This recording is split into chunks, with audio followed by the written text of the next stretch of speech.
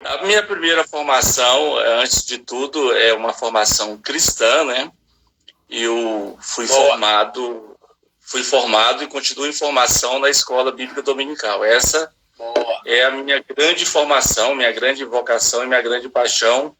Eu ensino na Escola Dominical e tenho orgulho de dizer que sou um obreiro formado por lá.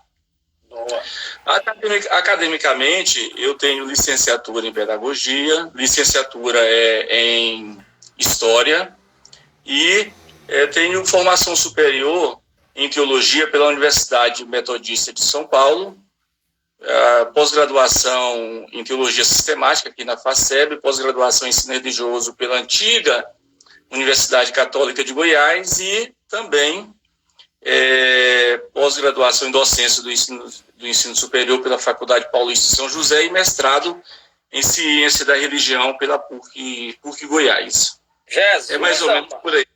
É mais ou menos por aí.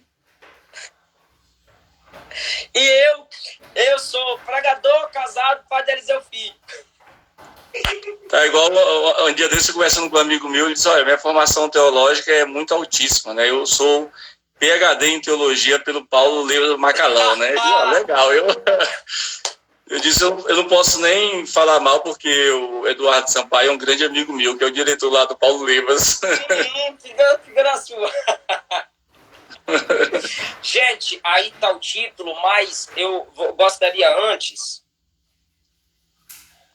Eu quero colocar aqui o Instagram do pastor Reginaldo. O senhor lembra qual é? Lembro sim. Fala aí. Professor Reginaldo Cruz, meu Instagram. Professor... que é fácil. Eu tô até conferindo aqui para ver se é isso mesmo. Eu sabia. Um belo dia eu descobri com a minha filha que eu tinha Instagram, né? Aí, depois de algum tempo, eu disse, rapaz, tem algumas pessoas seguindo o senhor, mas como assim? Como assim? Ou seja, o meu Instagram é Professor Reginaldo Cruz. Mas, no geral, quando eu coloco só @Reginaldo Cruz Ferreira, meu nome completo, sai lá. Então, Professor Reginaldo Cruz. Você tá vendo aí que eu fixei o seu nome? Isso. Gente, quem se dedica aos livros tem pouco tempo para a internet. Comenta isso aí, gente. Quem se dedica aos livros tem pouco tempo para a internet. Comenta aí, gente. Pois é, até porque também você encontra amigos mais seguros e mais sinceros e mais inteligentes nos livros do que na internet, né? Você encontra amigos mais seguros e mais sinceros nos livros do que na internet. Do que na internet. Gente, printa aí nós dois. Faz uma pose aí, pastor. Gente, printa aí nós dois e reposta lá no seu story, no Instagram. Não, pergunta e resposta agora não. Vigia, Larissa. Nem teve a hora, mas já quer pergunta e resposta. Vigia. Printa, marca essa frase se quiser marcar o pastor Reginaldo. Nem precisa me marcar, mas marca ele. Eu quero divulgar o Instagram dele, tá? Gente, vocês sabem que eu gosto muito de dar espaço. Deus me deu a graça, pastor Reginaldo, de ser amigo de teólogos, porque eu os defendo. Eu gosto de ouvir teólogos. Eu sou pregador, mas eu não escuto pregadores. Eu escuto teólogos e pastores de igreja. É algo meu. O senhor acha que eu estou errado? Tá, eu já vi você várias vezes defendendo a classe, né, dos teólogos e também defendendo a teologia, que é muito importante, né? Sim. Então, eu penso que é humildade que há aí na sua pessoa, no seu coração, mesmo tendo uma vida corrida, agitada, cheia de compromissos e agendas, né? Parar para ouvir pessoas que dedicaram a sua vida em estudar a palavra de Deus, né? Isso é louvável, né? Amém, louvável. Amém. Perguntaram para mim, o que é um teólogo para você? Eu disse, alguém que sabe o que eu não sei. Entendeu? As pessoas estão perguntando aí as frases. A minha frase foi, quem se dedica a livros tem pouco tempo para a internet. E a frase do pastor, repete, eles estão pedindo para o senhor repetir, pastor, porque eles querem postar e remarcar e marcar o senhor. Nos livros você encontra amigos mais sinceros, mais interessantes e inteligentes do que na internet. Nos livros você encontrará amigos mais sinceros e inteligentes do que na internet. Eu passo raiva nessa internet. Ô, internet, que eu passo raiva. Tem muita treta, né? Muita discussão. Gente, eu vou dar aqui, vou dar 1 minuto para você, 1 minuto nada, vou dar 30 segundos para você ir lá no Instagram do pastor Reginaldo Cruz e clicar em seguir e voltar aqui. Enquanto isso, eu vou cantar. Poderoso Deus, poderoso Deus, minha alma anseia por ti. Canta aí, pastor Reginaldo. Eu não quero perder a amizade e não prejudicar o pessoal que segue você. O microfone Pois é, eu lembro muito bem quando eu, na Assembleia de Deus, recém-convertido, e aí o primeiro lugar que encontraram para mim foi o coral. E aí tem aquele pessoal da frente que canta bem, as mulheres, contralto, soprano, contralto, soprano, e os homens que...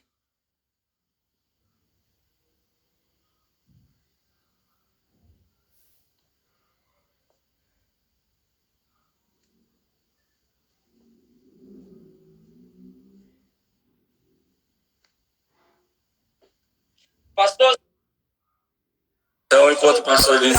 Deu uma travada. Repete. Isso, não, tranquilo. Veja bem, quando eu, recém-convertido na Igreja Assembleia de Deus, lá em Marabá, que é a minha cidade, me colocaram no coral. Aí tinha o contralto, o soprano e o tenor. E lá atrás, o quarto grupo era dos homens, desafinados, o baixo. E eu cantava lá no baixo, mas sempre que eu resolvia cantar mesmo, o regente, o maestro olhava e ficava me procurando. Ele sabia que eu estava desafinando, né? Então o tempo todo eu desafinava e eu digo, vou largar esse negócio de coral e resolvi ir para a escola dominical, onde eu descobri o meu ministério no corpo de Cristo. Amém. Pastor Nilson Gomes, um abraço. Pastor Reginaldo, manda um abraço para o Nilson Gomes para a gente entrar na aula. Um abraço aí ao pastor Nilson Gomes. É isso aí. Bora lá. Que o Senhor nos dê graça. O senhor está me vendo bem aí na sua internet? Sim, tá bem. Tá bem claro. Tá dando umas travadinhas às vezes, porque é muita gente, né? Muito pregador, né? A quarentena revelou um monte de pregador. Olha aí. Bora lá. Deixa eu só ver o negócio aqui. Ninguém deixa a luz acesa que a energia é cara.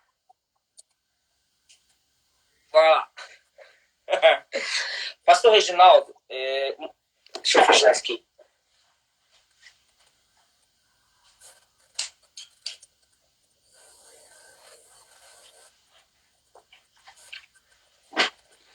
Pastor Reginaldo, eu vou dar a introdução. Sim. E depois o senhor traz as suas considerações. Nós vivemos uma época de muitas falsas teologias, muitas falsas compreensões acerca de Deus, muitas falsas pregações baseadas em alguns textos até da Bíblia, sem nenhum contexto. A gente percebe na nossa geração a teologia do desespero. São construções teológicas desenvolvidas nas necessidades das pessoas, criadas com base na mentalidade do lucro. Uma teologia que trabalha em cima da necessidade de cada um. Todo lugar tem um crente que sofre. Tem alguém enfrentando alguma dificuldade. E essa teologia só de socorrer as necessidades frívolas das pessoas, ela tem se desenvolvido e crescendo muito.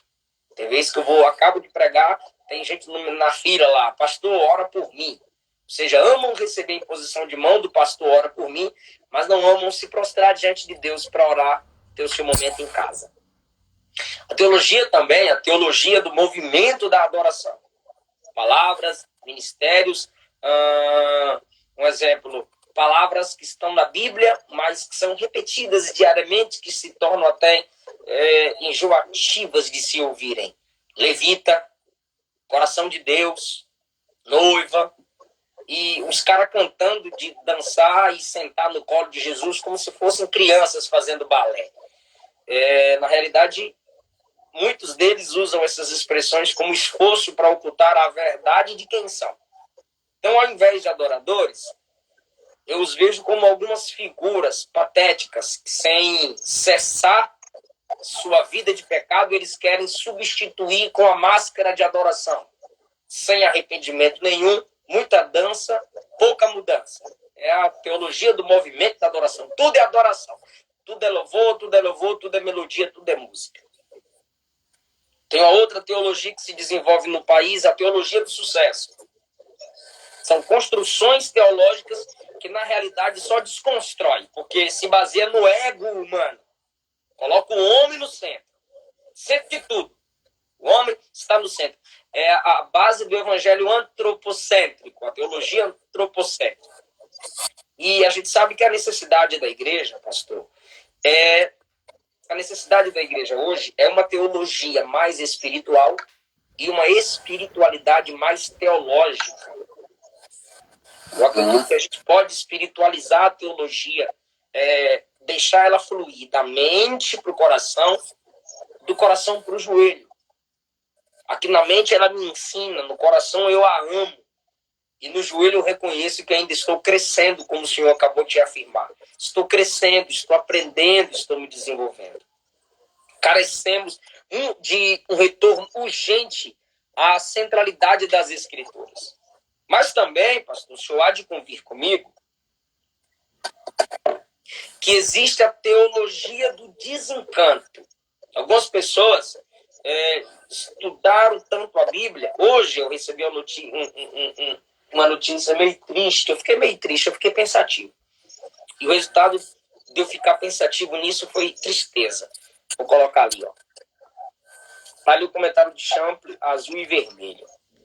E, claro que soteriologicamente eu não concordo com muita coisa do Champlin e outras. Mas a gente não pode negar que um grande teólogo, né, pastor? Um grande homem. Isso. E um pastor me falou assim, pastor, eu o conheci, mas ele estava numa fase, antes de morrer, que queria ficar sozinho na casa dele, isolado de tudo e todos, e não queria ter contato com ninguém. Então, algumas pessoas passaram a estudar, passaram a aprender, mas a teologia do desencanto se tornou realidade na vida dessas pessoas, porque quanto mais estudam, se tornam chatas. Elas não conseguem mais sentir o que pregam, não conseguem sentir Deus, não conseguem sentir as pessoas, elas não conseguem encantar. O Evangelho Maltrapilho tem uma parte muito interessante, eu coloquei aqui, ó. Sob o domínio do encanto, eu fico surpreso e extasiado. É Moisés diante da sarça, temendo olhar para Deus. É Estevão diante das pedras, dizendo, eu vejo os céus abertos. É Michelangelo golpeando sua estátua e dizendo, fale, de tão original que ela era. É Inácio de Loyola extasiado diante do céu noturno. É Tomé descobrindo seu Deus nas chagas de Jesus. É os Estados Unidos emocionados, está no livro, né? São os Estados Unidos emocionados diante dos primeiros passos do homem na lua. É uma criança soltando a pipa ao vento. É a mãe que olha com amor para o seu filho recém-nascido. É a maravilha do primeiro beijo. Então, o Evangelho é encantador. O Evangelho também não mata o nosso encanto. É Jesus olhando e dizendo, olhe os lírios, olhe os pássaros. Jesus sentindo amor pela multidão. Então, há muitas teologias hoje que têm confundido a nossa geração. Mas vindo para o campo acadêmico, que é uma teologia que o senhor muito valoriza, onde o senhor se formou. A teologia sistemática. Então, vou fazer algumas perguntas selecionadas também, para a gente tirar dúvidas e edificar as pessoas que estão nos ouvindo. Não vai dar para a gente dissecar o assunto hoje. Claro, nós teremos que marcar outra live, porque é muita profundidade, é muita informação, é muita coisa boa. Então, pastor, primeiro, a teologia sistemática. Como defini-la? Podemos compreender que a teologia sistemática é uma teologia formulada por sistemas. É por isso que é sistemática. Então, ela tem um sistema doutrinário que engloba até 10 doutrinas. Então, ela é uma teologia formulada por sistemas, ela é ordenada, ela tem uma sequência, uma ordem lógica que começa na Escritura e vai até o escatom, até o futuro. E, além dela ser sistematizada, sistemática, além de ser também sistêmica, de ser ordenada, ela é lógica. Há uma construção. Vem de ordem, organização. Exatamente. Lógica. Isso, ela tem uma ordem, assim como a salvação tem uma ordem que os teólogos chamam de ordem salutis, né, que começa lá na eleição e vai até a glorificação. A teologia sistemática começa na Escritura e vai até o futuro. E ela é lógica, porque por trás da teologia sistemática há uma força argumentativa que é filosófica, né? Os teólogos, nas suas principais traduções, eles utilizaram de pressupostos filosóficos para construir a teologia. Por exemplo, um dos primeiros filósofos teólogos conhecidos a usar a filosofia como pressuposto da teologia sistemática foi Agostinho. Agostinho usou a filosofia platônica.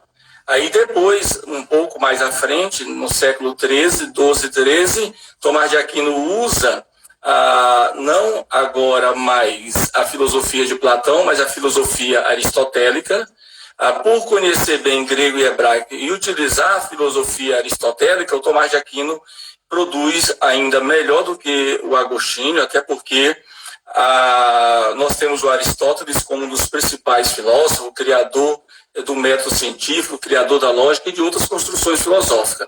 Aí, quando a teologia ela chega, por exemplo, na Idade Média, os teólogos escolásticos, né, inclusive Tomás de Aquino, eles estão trabalhando o tempo todo com pressupostos basicamente filosóficos, e na época da Reforma, os reformadores vão seguir a mesma perspectiva de Agostinho. Tanto é que a teologia reformada, calvinista, zwingliana, luterana, ela tem o DNA agostiniano. E depois, quando, por exemplo, começam as grandes escolas modernas de teologia, a escola de Princeton, lá de Charles Hodge, eles vão usar uma filosofia do realismo do senso comum do Thomas Reid.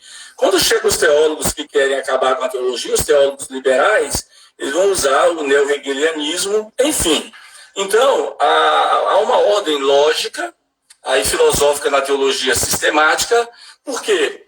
Porque é preciso esses pressupostos filosóficos, isso não subtrai, isso não denigre, pelo contrário, deixa a teologia sistemática na dianteira da teologia, por isso que ela é rainha das teologias, e também, com esse pressuposto filosófico, a gente sabe que todo ser humano ele enxerga o mundo pelo filtro filosófico. Esse filtro filosófico é a cultura onde ele nasceu.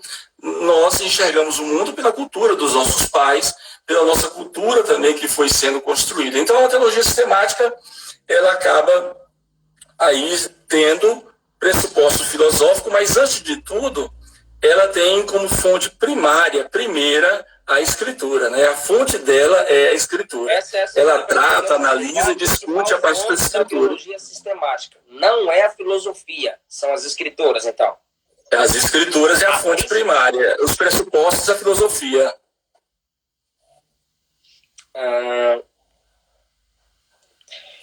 Porque o senhor já passou por aí, mas de forma mais detalhada, porque a teologia sistemática adotou os pressupostos filosóficos? Foi por causa da cultura? Foi o modo que eles tinham de apresentá-la? Isso tem a ver também com o modo que eles tinham que apresentá-la, mas se a gente, por exemplo, quer construir uma teologia, e aí nós temos o texto bíblico, que é a fonte da teologia, de qualquer teologia, é o texto bíblico, inclusive é a fonte da teologia sistemática. Então, nós trabalhamos os textos bíblicos. Ela é a que mais trabalha textos bíblicos, né, pastor? Ela é a que mais trabalha os textos bíblicos. Então, ela recebe contribuições da exegese, né, do hebraico, do grego. Ela recebe contribuições das ciências naturais, recebe contribuições da história e da filosofia. Então, se não tiver um tratamento filosófico na construção de um pensamento, o máximo que nós podemos construir são só estudos devocionais. Só estudos emocionais. Então, a filosofia, lembrando que a parte boa da filosofia, por exemplo, a lógica, que é uma questão interessante da filosofia, porque nos ajuda a construir de maneira linear, objetiva, o nosso pensamento. Então, a filosofia, ela entra também como força argumentativa, como princípio norteador e, sobretudo, como método. Toda teologia tem um método. E aí, quando a gente fala de método em qualquer área, tem que ir na filosofia. Então, a filosofia, ela é bem recebida na teologia sistemática, porque foi a maneira como ela foi organizada, como ela foi sendo sistematizada, porque na época de Agostinho, o pensamento vigente era o pensamento grego, século IV e V, porque o império não era mais o império grego, mas era o Império Romano, mas os romanos pensavam a lá grega, a moda grega, né? Por isso que ficou conhecido como Império Greco-Romano. Então, na época de Agostinho, o pensamento era grego, na época de Tomás de Aquino, o pensamento era grego, na época... Então, os gregos, eles ensinaram o mundo a refletir, a pensar. O próprio Sócrates dizia que o conhecimento começa na reflexão, né? O conhecimento começa na reflexão. Então, a teologia sistemática... Rapidinho. Vocês estão me atrapalhando, tá bom?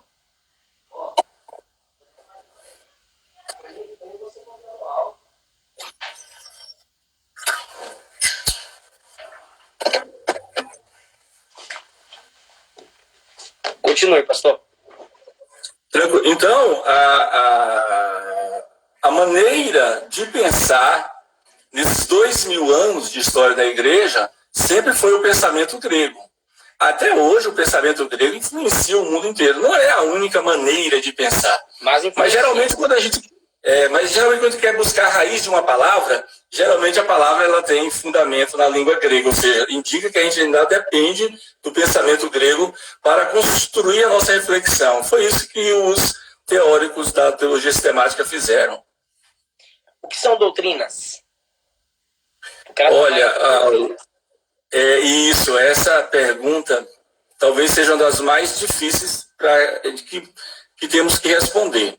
Mas o Wayne Gruden, um teólogo batista moderado, que tem uma pneumatologia continuista e foi muito bem recebido pelos pentecostais, o Wayne Gruden, ele disse que doutrina é qualquer estudo que responda quem é Deus, como ele se revela e como recebemos. Então, a doutrina, de maneira geral, são as nossas formulações de fé. Então, a doutrina, ela é construída de uma maneira ortodoxa, né?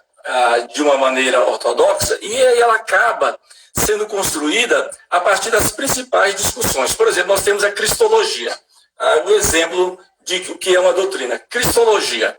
Jesus, ele foi interpretado por Mateus, Marcos, Lucas e teologizado de maneira magistral por João, e ele foi totalmente compreendido de uma maneira para lá de clara, de concisa, através de Paulo, e os autores do Novo Testamento, no geral, escreveram tudo o que precisavam escrever e construir o pensamento a respeito de Jesus. Isso no século I, como no século II, nessa transição, não fica um apóstolo Júnior, mesmo que o pessoal hoje insiste em ter apóstolo, mas não ficou o apóstolo Júnior nem o apóstolo Filho para contar a história, né? E aí, dentro da igreja evangélica, vai surgindo aí autoridades evangélicas, igual Ário, que era presbítero, Apolinário, que era bispo na igreja antiga, e eles começaram a ter interpretamento heterodoxo, ou seja, diferentes a respeito da divindade de Jesus, a respeito da humanidade de Jesus. Então, surge aí Irineu, surge o próprio Orígenes, aí outros reformadores, e eles são agora tem a oportunidade de construir e deixar bem claro para a igreja um pensamento a respeito de Jesus. Ou seja, um pensamento cristológico. Então, a doutrina é o pensamento teológico, é a construção teológica, é a confissão de fé teológica que temos a respeito, por exemplo, de Cristo, a respeito de Deus, a respeito do Espírito Santo, da igreja. Então, a doutrina ela é essencial para a igreja, porque a doutrina ela é uma das marcas da pureza da igreja. O N. Gruden, na sua teologia sistemática, quando ele olha para igrejas que são baseadas na ortodoxia, na doutrina dos apóstolos, nos profetas, ele chama de igrejas mais puras. Agora, quando ele olha para aquelas igrejas antropocêntricas, do movimento da adoração, aquelas igrejas do movimento profético, do pai de gerações, esse besterol evangélico que você até deu uma boa palhinha no início, que a gente está acostumado a ouvir. Aí o Gruden chama isso de igrejas menos puras. Então, igreja mais pura são igrejas doutrinariamente mais eficazes. Igrejas menos puras são igrejas doutrinariamente deficientes. Então, a doutrina é a vida da igreja. Um líder de jovens que não acreditava que o Espírito Santo é Deus e que não se pode chamar de Jesus de Deus, que Jesus não é Deus, em nenhum lugar da Bíblia afirma isso. E eu comecei a apresentar para ele os textos bíblicos e o senhor foi o único que me esclareceu. Aí eu me perguntei, o que o pastor desse cara prega? Pois pastor Liceu... Cristologia. Por exemplo, eu tive o privilégio de passar, acho que uns 6 anos, ensinando para uma turma de pastores no nosso ministério, e as aulas começavam, eu acho que era 8 horas e até meio-dia, de 8 ao meio-dia. 6 anos ministrando nessas turmas.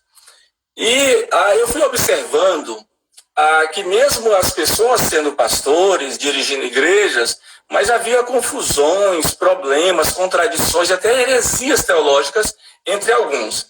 E aí, até um dia, eu brinquei, disse, vou fazer uma simpatia teológica com vocês. Vou pegar uma folha branca, e aí vocês vão escrever Deus, vão escrever Cristo, vão escrever o Espírito Santo e vão escrever pecado. Ou seja, aí você escreva Deus, Cristo, Espírito Santo e pecado. E defina o que é. Alguns definiram, por exemplo, Deus como sendo uma força ativa na natureza.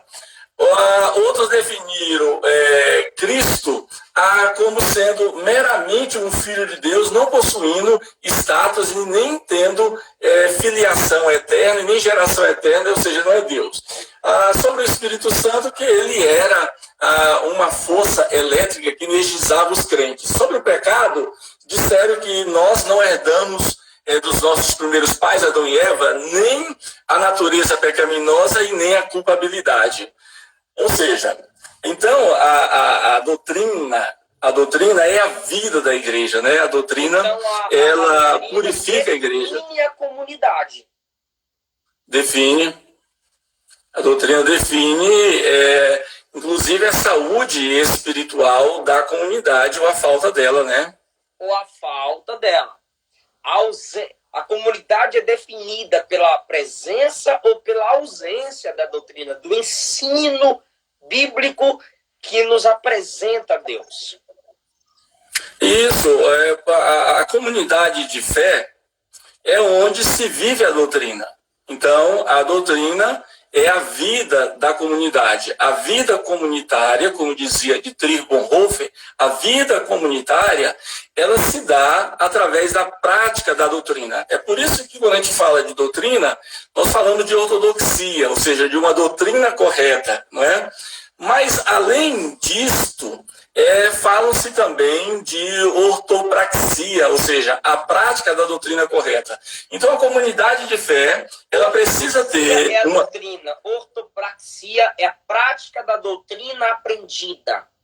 Exatamente, porque quando uma comunidade de fé, uma comunidade evangélica, ela tem doutrina, mas não a pratica, ela cai no sectarismo, ela cai vamos dizer aqui, no formalismo e nas hipocrisias religiosas. Então, ela precisa ter doutrina e ter a prática dessa doutrina.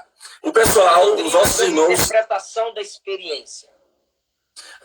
Esse é um ponto muito interessante.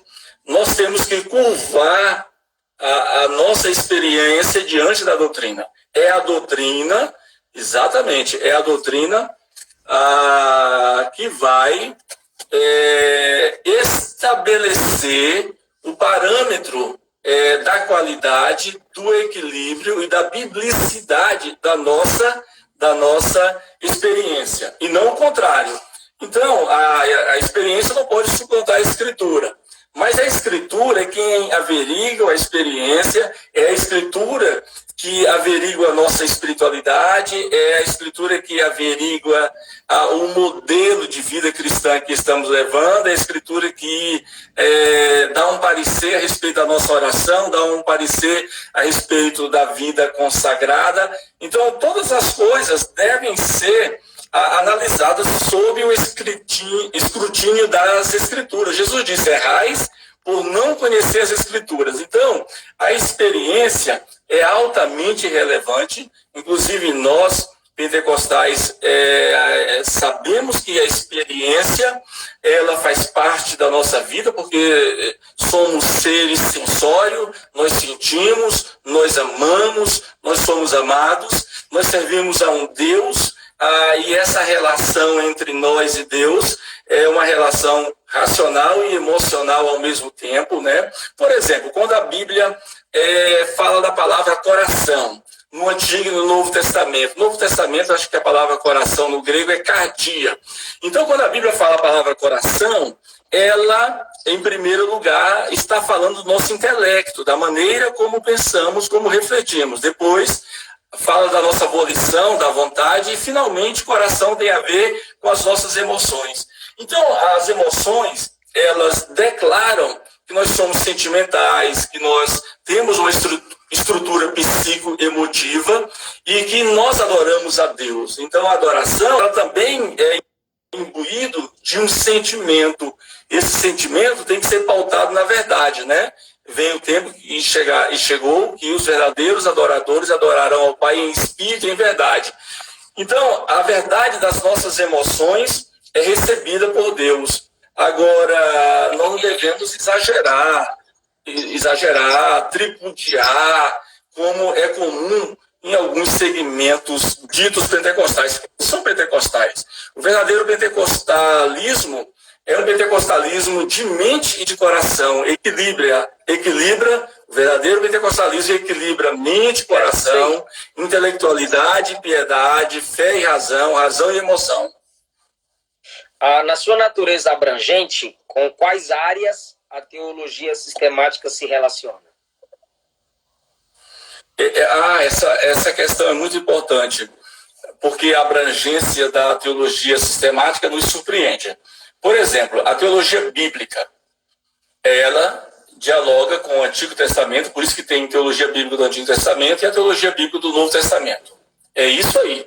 É uma teologia puramente bíblica. Ela não tem interesse em ter outro diálogo. O diálogo dela é só com a Bíblia, ou seja, só com o hebraico, parcialmente com o aramaico e com o grego. A teologia sistemática, não.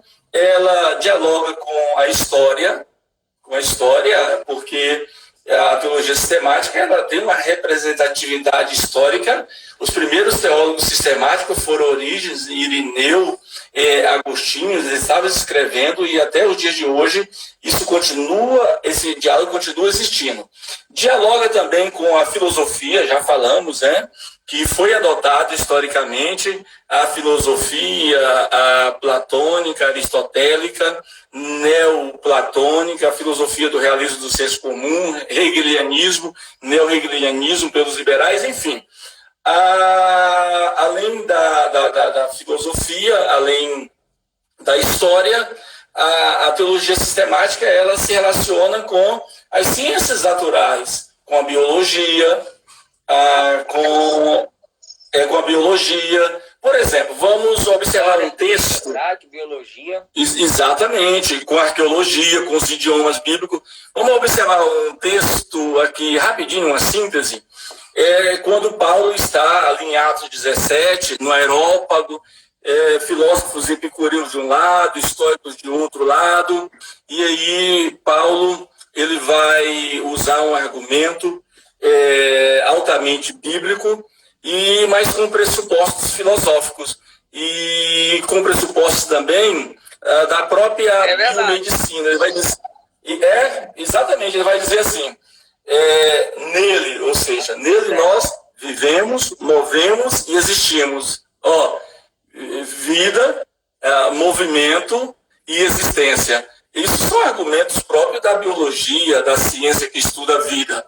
E Paulo vai dizer, olha, nele, ou seja, Cristo, nós vivemos, porque ele é a fonte da vida, ele é o bios, né? Ele é o bios, é dele que deriva toda a vida, tudo que tem fôlego, tudo que anda, que pensa, deriva dele. Nele nós movemos, ou seja, toda a funcionalidade do corpo humano, da existência humana, da realidade concreta, só existe por causa de Cristo. É ele que tudo movimenta, que tudo faz funcionar. Como disse Aristóteles, ele é o motor móvel de Deus, né?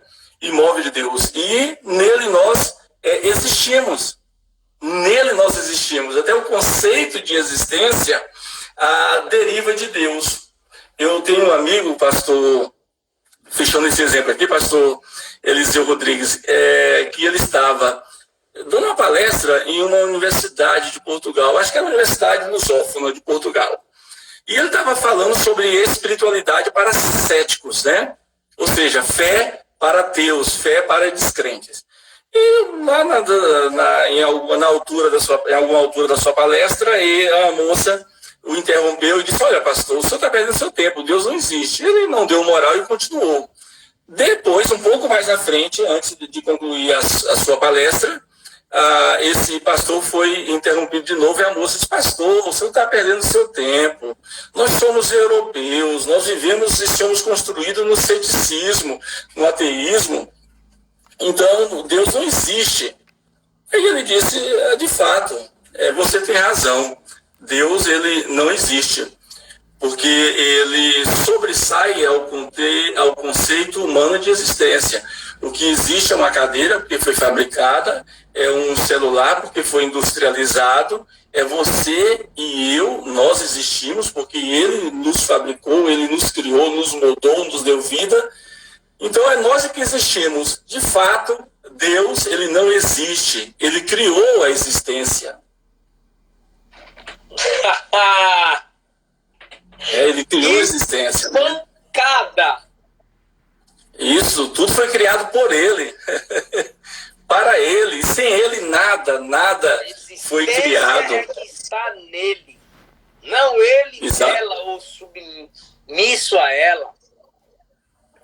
Isso, toda a existência é derivativa, deriva dele, do Cristo, né? Provar que existe. Eu é quem devo crer, ele nunca me provará. Essa existência humana aí é meramente algo normal. E ela não serve para explicar a existência dele, porque ele que criou essa existência humana, né? Glória a Deus. Agora, pastor, fala para a gente sobre o desenvolvimento da teologia sistemática na igreja reformada e moderna. Certo. A teologia sistemática, ela alcançou o ápice de sua construção na igreja reformada. Mas é claro que a igreja reformada já recebe uma teologia sistemática construída lá atrás, né, pelos pais da igreja, pelos escolásticos, né? Mas os reformadores agora, mais próximos da modernidade, quase com o pé na modernidade, eles têm melhores ferramentas e podem desenvolver com maior ou melhor eficácia o seu projeto sistemático em termos de teologia. Então nós temos na teologia sistemática, que vai de Deus, Cristo, Espírito Santo até a escatologia, o ponto alto da construção sistemática no período reformado é a soteriologia. os reformadores colocaram em altíssima conta a doutrina da salvação, porque esse era o debate, a própria construção de uma teologia luterana e a própria reforma. Era um pressuposto cultural, saindo das heresias do catolicismo, eles deveriam ensinar que a salvação era só em Cristo. Por isso se dedicaram só a isso. Eles se dedicaram principalmente a essa questão. O próprio Lutero... exato. O próprio Lutero encontra com o texto que diz: o justo viverá da fé. E é a partir daí que ele vai construir. É claro que os reformadores contribuíram bastante para a teologia das Escrituras, né? O sola Scriptura, para a teologia ou até a ontologia, né? Com o solo Deo Gloria, para a própria cristologia com os solos Cristos, para a soterologia novamente com o sola Fides, enfim, né? E os reformadores desenvolveram uma teologia sistemática essencialmente bíblica, essencialmente, rigorosamente, terrivelmente escriturista, né? Nós falamos mais cedo do conceito de sola Scriptura, que Lutero propôs, e também ele propôs o toda a Escritura, né? Toda a Escritura é inspirada. Os reformadores, eles colocam a Escritura no mais alto patamar da história. A partir dos reformadores, nós temos também uma ideia mais clara ainda sobre a inspiração da Escritura, a infalibilidade das Escrituras, a inerrância das Escrituras, a autoridade das Escrituras, a suficiência das Escrituras e a clareza das Escrituras. Então, os reformadores contribuem de maneira magistral para a teologia sistemática. E isso vai perpetuar todo o século XVI. A Reforma, ela tem como gênese, como matriz teológica a Alemanha, mas depois ela vai lá para a Suíça, que na época não chamava de Suíça, chamava de 5 cantões suíços. O Ulrich Zwinglium, ele vai propor a reforma na Suíça da seguinte forma: ele reunia os magistrados, os príncipes, os governantes e os plebeus, e aí ele começava a pregar para eles e dizia: quem aceita a fé reformada, passa para cá, quem não aceita, continua aí. Então, a partir de audiências públicas, ele, como um teólogo público que tem relevância não só na igreja, né? Os reformadores também nos dão essa lição, teólogo público, porque toda teologia deve ser pública, não deve ser objeto de consumo só eclesiológico, só da igreja, mas a teologia ela tem que ter relevância na sociedade, igual, por exemplo, nós temos o C.S. Lewis, né? Um autor extraordinário que faz parte da literatura secular inglesa, quando ele escreveu vários livros, entre eles as 7 crônicas de Nárnia, né? E com todas essas crônicas com fundo cristológico e redentivo. Temos também o próprio Abraham Kuyper, que era professor de escola dominical na Igreja Reformada da Holanda. Ele era teólogo, ele era pastor, foi primeiro-ministro da Holanda e fundador da Universidade Livre de Amsterdã, uma das 15 melhores universidades do mundo. Então, a reforma por si só, ela mostra que toda a teologia é centrada nas Escrituras, né? E gravita em torno de Cristo. São as duas marcas da teologia da reforma. Escriturística e cristológica. Isso alcança aí toda a Europa, né?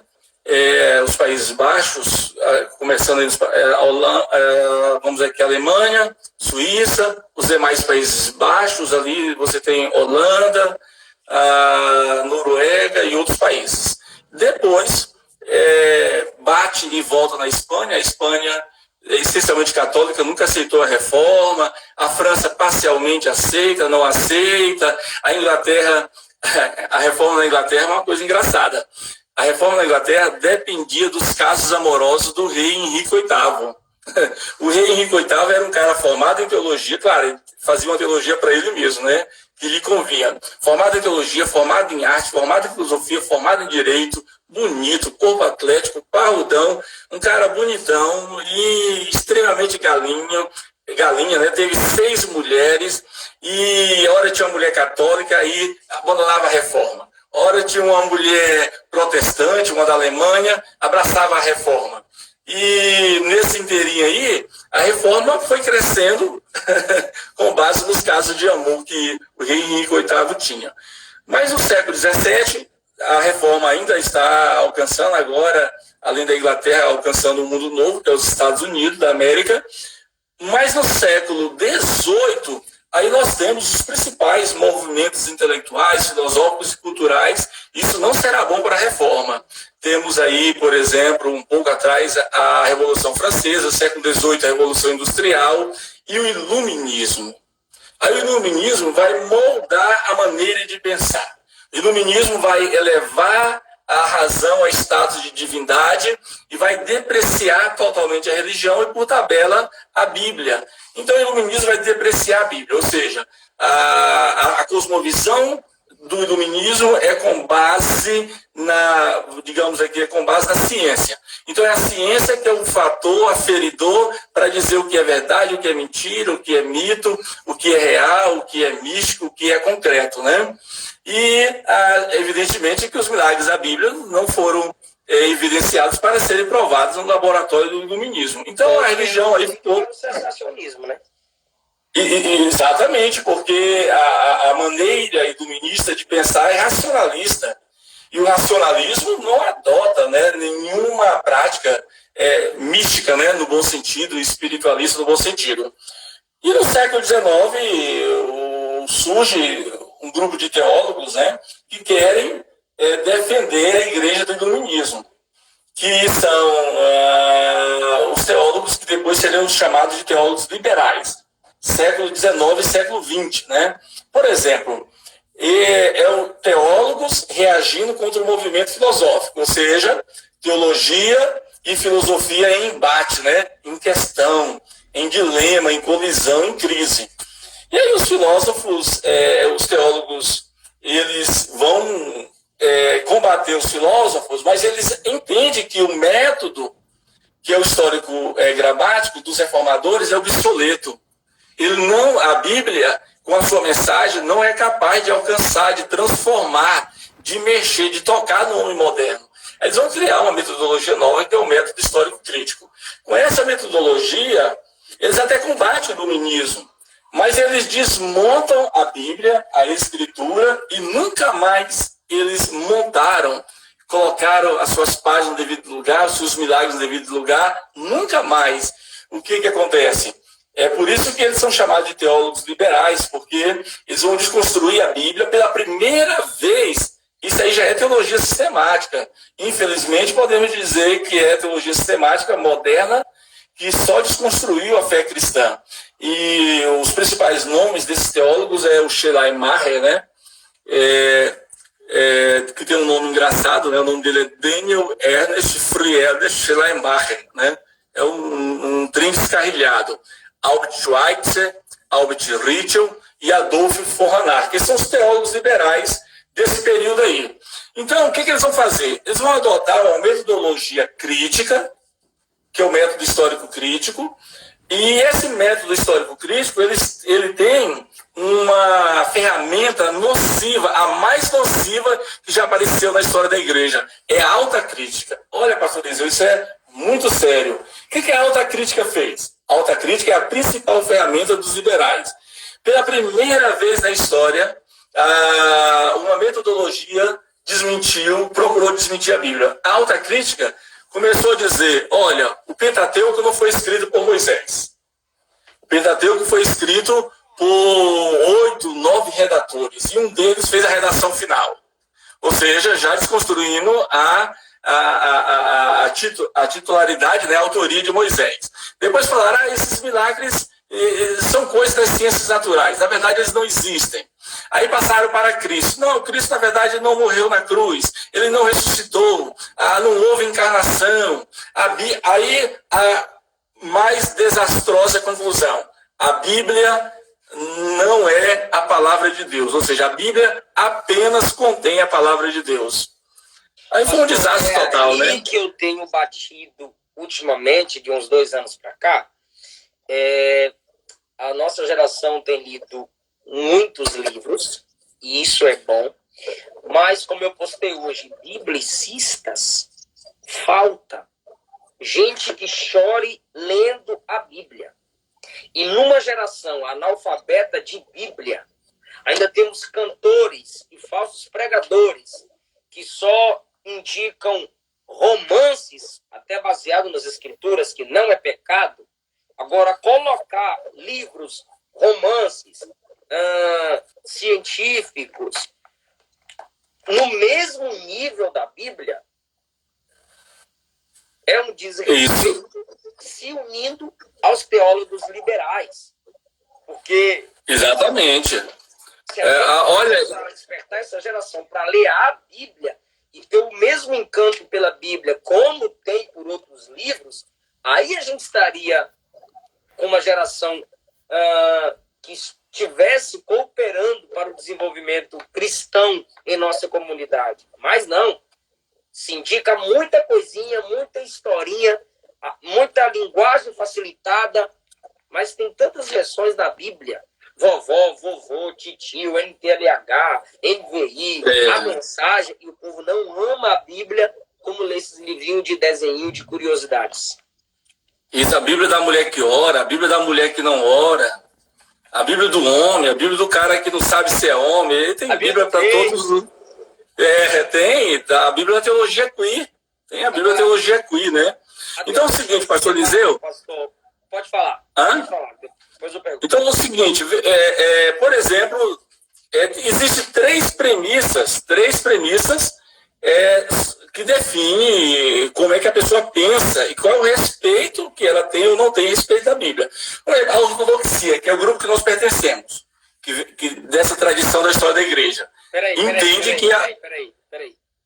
Repete aí. Existem três grupos que definem exatamente... Olha, isso aqui gosta de aparecer nas lives, viu? É o amoroso. Toda live ele quer aparecer. Então, existem três pensamentos que, historicamente, eles definem até hoje como que as pessoas acreditam ou não na Bíblia. Por exemplo, o primeiro pensamento é o histórico. Pastor, guarde isso aí. Eu vou sair e voltar para eu lançar essa live e a gente começa a outra para não ficar muito longa.